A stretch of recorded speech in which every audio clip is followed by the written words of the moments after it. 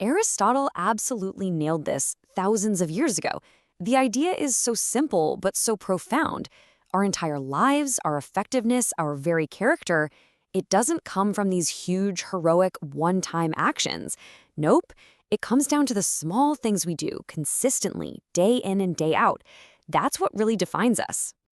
All right, so with that in mind, let's dive into one of the most influential personal development books ever written, Stephen R. Covey's The 7 Habits of Highly Effective People. And what's so fascinating is that Covey didn't just, invent these ideas, he actually uncovered them. How did he do that? Well, he went on this massive deep dive. He studied over 200 years of literature, all about success, going way back to 1776. And what he discovered was, well, it was kind of startling. He realized that our very definition of what it takes to succeed had fundamentally changed over time. And here's the massive shift he found.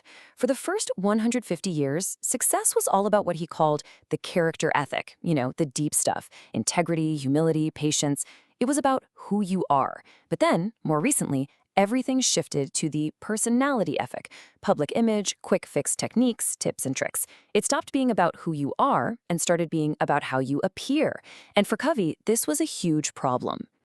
This quote from Ralph Waldo Emerson just illustrates it perfectly. You can have all the right techniques, you can say all the right words, but if your character isn't solid, people can feel it. They see right through the act. True, lasting effectiveness has to come from the inside out, not the other way around. So Covey lays out this clear path for growth. We all start out in a state of dependence, the you paradigm, where you rely on others. The first big step is to achieve independence, the I paradigm. This is what he calls the private victory. But that's not the final destination.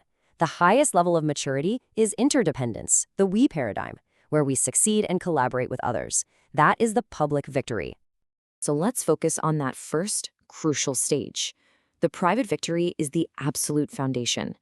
You have to master these first 3 habits because without them, the others, they just won't work. And it all begins with habit 1, be proactive. Now, this is a word we hear all the time, but it's so much deeper than just taking initiative. It's the fundamental understanding that you are in the driver's seat of your own life. Reactive people are driven by their feelings, their circumstances, even the weather. But proactive people, they carry their own weather. This really breaks it down. Reactive people waste all their energy in what Covey calls the circle of concern, all the things they can't control. Proactive people, on the other hand, focus their energy on their circle of influence, the things they can actually do something about.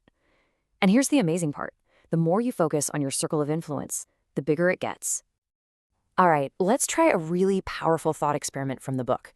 Seriously, just take a second. Picture your own funeral. What do you hope people are saying about you, about the life you lived and the person you were? I know it's a bit intense, but this exercise leads us right into the second habit. And that is habit 2, begin with the end in mind. That funeral exercise helps you define your end. Because as Covey says so brilliantly, it's incredibly easy to spend your whole life climbing the ladder of success only to get to the very top and discover that your ladder was leaning against the wrong wall. This habit is all about making sure your daily actions are actually aligned with your deepest values. Okay, another question for you. Just think for a moment, what's one thing you're not doing right now that if you did it on a regular basis would make a huge positive difference in your life? Got it? Because whatever you just thought of, that's the key to understanding the third habit. That brings us to habit 3, put first things first. And look, this is not just another time management system. It's a priority system. Most of us spend our lives bouncing between quadrant I, fighting fires, and quadrant 4, wasting time. But highly effective people, they live in quadrant 2. They focus on things that are important but not yet urgent. Things like prevention, planning, relationship building, new opportunities. They starve problems and they feed opportunities. So once you've achieved that private victory, once you've started to master yourself, you're ready to move on to the public victory. This is where we learn how to win with other people, building on that solid foundation of personal character. But before we jump into the next habits, you have to understand this core concept, the emotional bank account. It's a metaphor for the amount of trust in a relationship. Every single interaction you have with someone is either a deposit or a withdrawal. You make deposits through kindness, keeping your promises, really listening.